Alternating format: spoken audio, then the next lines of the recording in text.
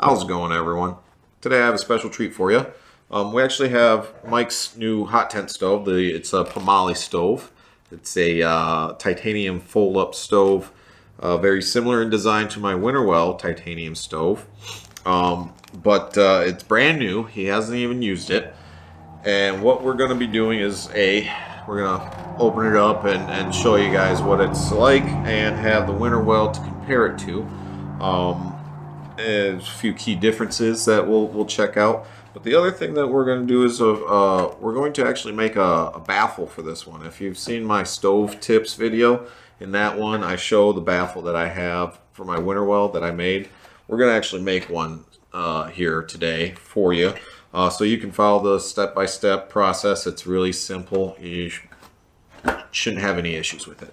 And then we're also going to do a burn-in process to heat set the titanium pipe, so that way when he's actually out in the field the first time, he's not struggling to get it rolled up into a pipe form. It's already heat set, and it should set itself up mostly. So let's go ahead and check these out. We'll set the Winnerwell off for right now. As you can see, this one is first and foremost in its bag here and pack size, so you can tell it's a little bit larger than the Winnerwell.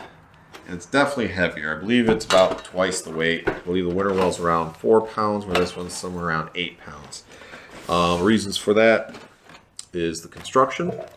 I do believe they use slightly higher gauge, thicker gauge titanium. Then there's also glass panels on this one, which are nice for nice viewing of your fire, nice ambiance. As you can see, it comes with some gloves to protect your hands when you're setting up the stovepipe. All right, so let's set this stuff aside. That's the stovepipe, flue, spark arrestor, cap. We're going to start off with the stove. It's the top. The first thing you notice here, you know what? Let's just get both out at the same time. We'll do this step by step. Mine's a bit dirtier. As you can see, they're roughly the same length. The Pomoly is maybe a centimeter longer. Width-wise, they look like they're about the same. But the difference that you're going to see here is on the Pomoly, they have these reinforced ribs here, which is very helpful when you're cooking if you got a heavy pot on there. And the other thing it's going to help with is this warping that the Winnerwell has. Although it's not really a big issue, because once you've got it all assembled, it squares itself up and it's not warped. Another big difference that you'll notice, not real big, it's very slightly thicker gauge titanium. It's not super thick, but you can feel a little bit of a weight difference here. So, all right. The other thing about the Pomoly stove here is you got the ability to attach on both sides some side grills. I believe they're grills, but you have to buy them separate. You can set your pots or some wet gloves to dry. Another thing is that the Winnerwell, the flue is actually built into the top and welded all in place, where on the Pomoly it actually has these thumb screws to attach and remove. And it looks like we've got a slightly smaller diameter as well. This is probably about a 2-inch diameter versus a 3-inch diameter. Let's go ahead and set up the stove. Oh, and one other thing is this has just little tabs for the clasps versus actual little slots.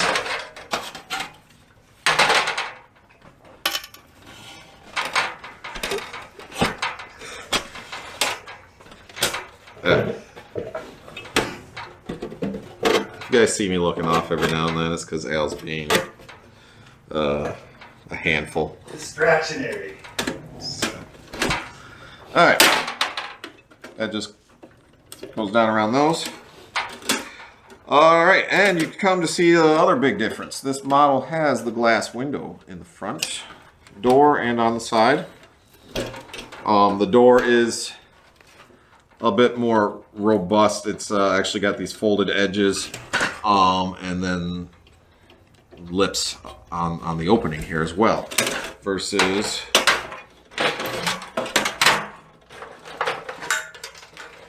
the Winnerwell is just a flat titanium sheet.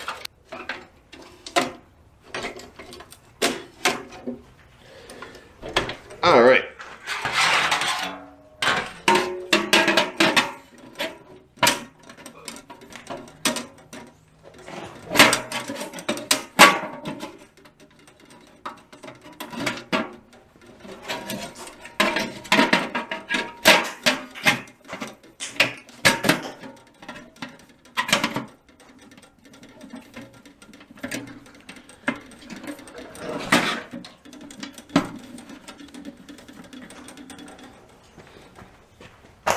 And the thumb screws come out on top.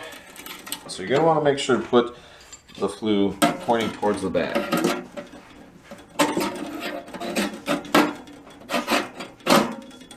Those feet in and do like 1/8 of a turn.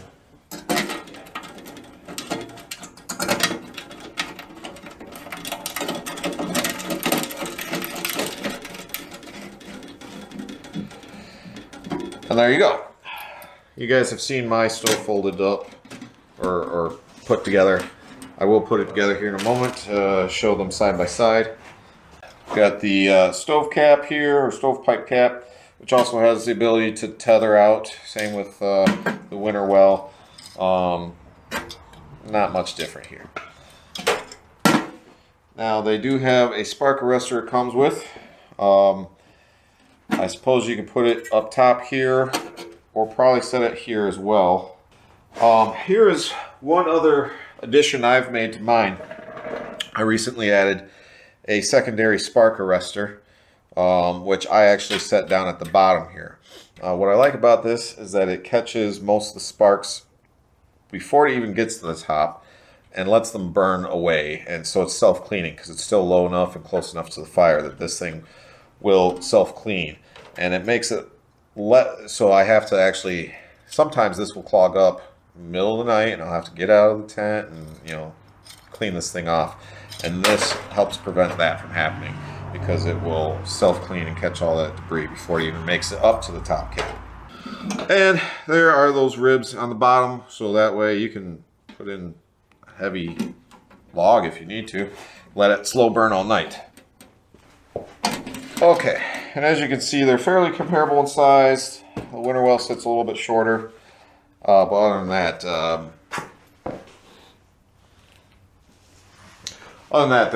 they're pretty darn close in size.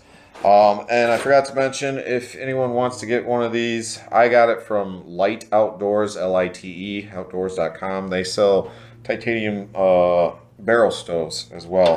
That's my smaller backpack stove setup. They have it in 2 different sizes, 3-inch and I believe 2.5-inch. Okay, so unfortunately we're not going to be making a baffle because the amount of stovepipe that Mike got is just a little bit shy of what we need for a baffle.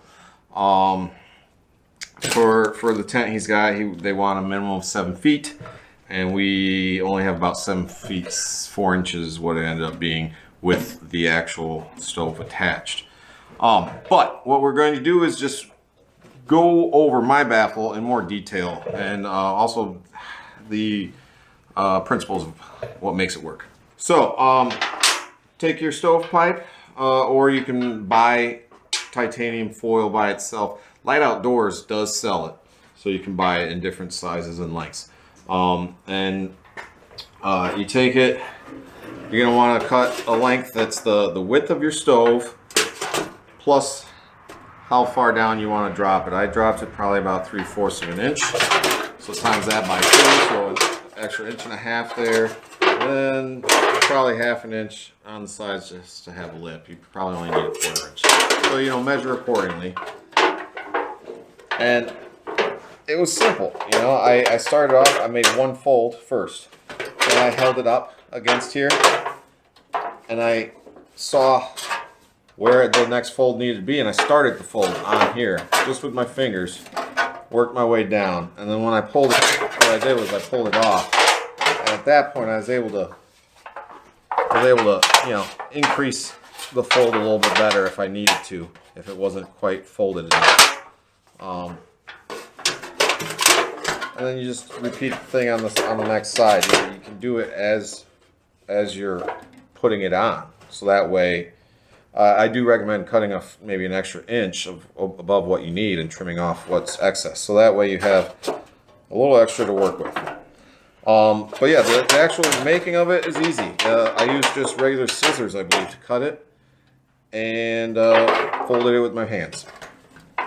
Now, the principle, let me put that down so we're not making all that noise. The principle in which it works, and this is actually how I am able to operate my stove with the stovepipe in the front. Because normally, with the stovepipe in the front and your oxygen supply being right here, it's just going to burn right in the front and go right up your pipe and out, and there goes all your heat. But by putting in this baffle, moving it all the way to the front, it blocks the fire from going straight up the pipe and out. It hits the baffle, and then it has to actually travel all the way back, which creates a better, more complete burn for your stove, because it will burn. It'll start with your oxygen here in the front, and it will work its way back. That fire will work its way back, and that heat will then have to wrap up around the baffle before exiting. And it's also going to help disperse that heat throughout the entirety of the stove, and therefore more evenly throughout your tent, instead of just escaping outside straight through the pipe. We are going to still do a burn-in on this stove and get the stovepipe all set up. So we'll do that next. Okay, we're going to get the stovepipe rolled up. It's always the most difficult the first time you do it. Once it's been heat set through the burn-in process, it will almost self-roll or self-assemble a little bit. But the first time it helps having a second pair of hands, and it also doesn't hurt to have like some PVC or something to put down in it to kind of help with the rolling process. But we'll go ahead and do that now. Mike, help. Wearing gloves is ideal so you don't cut yourself. You're going to start, if you can, in the center. The longer the piece, the more difficult it's going to be. So, and try and roll it evenly to avoid having as many wrinkles as possible. It's really just a cosmetic thing, but and you want to roll that lip underneath. Once you get it under,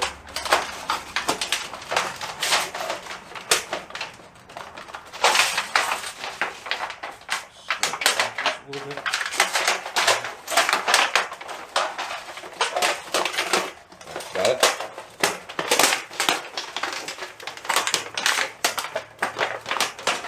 Okay. Once you get that lip rolled under, it's not so bad. You just got to get some rings on it.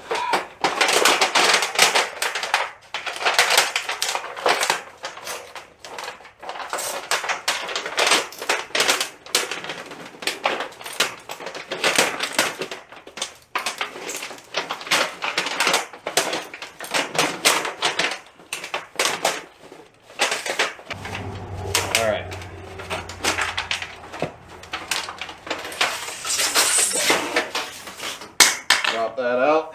The next process is going to be to burn it in. We'll show you that here in a second. Quick update. This is our first time setting this up.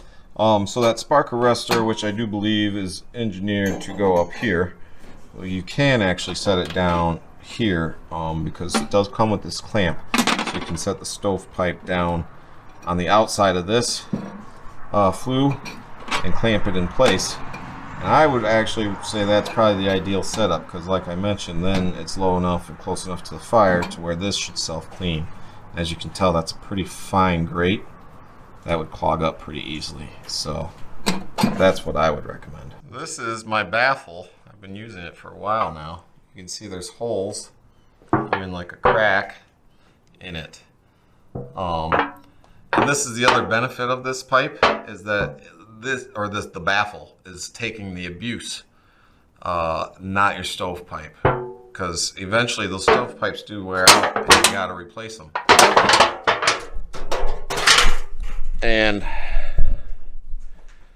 replacing a 12-inch piece is a lot cheaper than replacing like a 7 or 8 foot piece. So that's another benefit. That's going to take the brunt of the abuse and prolong the life of your actual titanium stovepipe.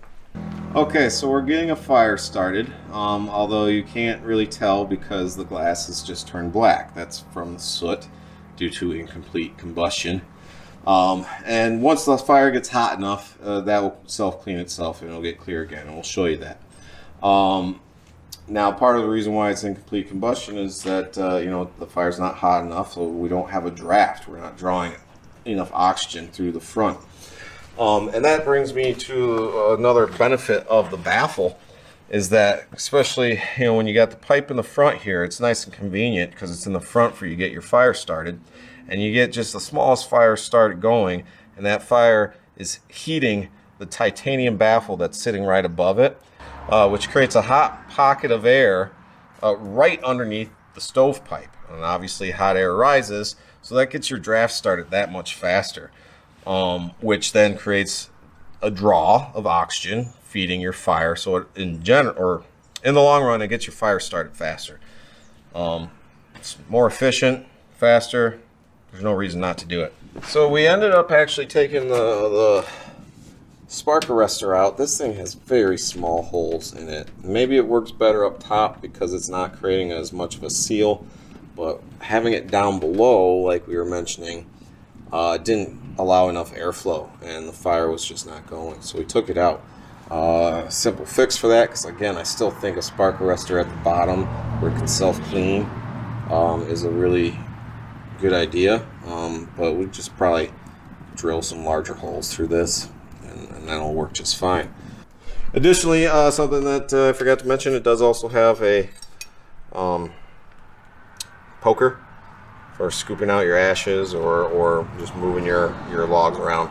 Okay, we went ahead and flipped the stovepipe. As you can see, the top has coloring, so that's been heat set already. And we're now going to heat set it from this end. Okay, as you can see from the front here, that creosote that formed on the glass is starting to burn off.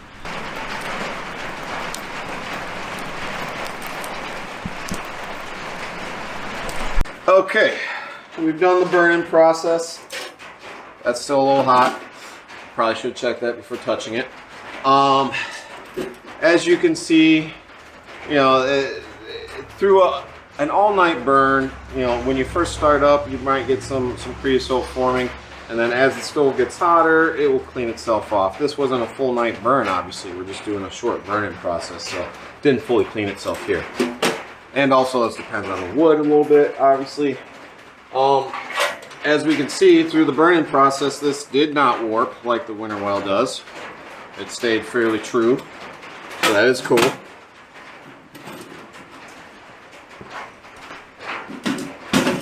And you can see we got the nice purple coloring on both ends. So this should have hopefully heat set itself, so it wants to hold this shape a little bit. Make it easier for putting together next time. So we're going to test that out.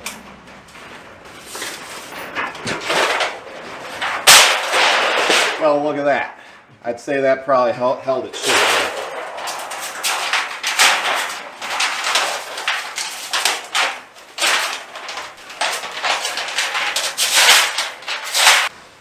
All right. Now, you know, this is a close to, not quite, 2.5 inch diameter pipe. I do believe, in my personal opinion, when first setting it up, The 3-inch diameter was easier to get the initial roll, but again, once it's been heat set, it should be pretty easy. I will say the longer the length, even after heat setting it, can make it a little bit more difficult because it wants to curl funny. But this one, I think it's like 6 feet. It'll probably actually roll up pretty easily, mostly by itself. Let's see.